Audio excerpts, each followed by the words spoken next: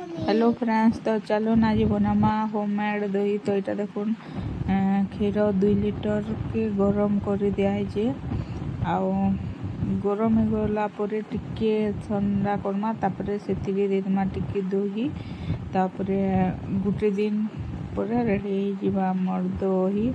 तो यहाँ क्षीर के गरम कर सारे आउ टिके ठंडा कली ठंडा हो गला ठंडा बेले बेसी ठंडा भी नहीं करेंगे टिके टिके गरम थिबा।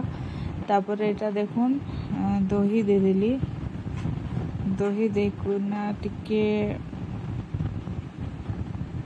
घाटी देमा सब आड़े जेनता कि दही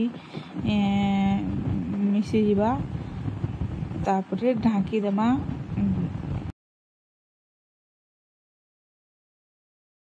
मुईटा नेके संध्यारे करी बोले सकाले रेडी हो जाता न।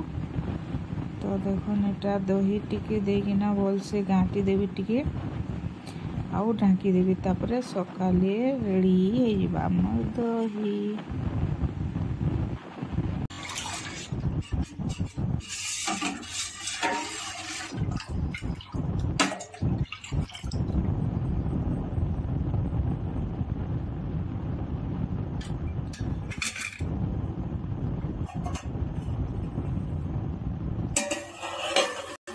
तो फ्रेंड्स फाइनाली सकाले गलान आउ चालुन देखमा हमर दही रेडी है कि नहीं।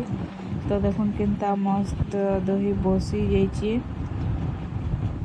तो देखुन केनता रेडी हो गला दुकान वाला दही।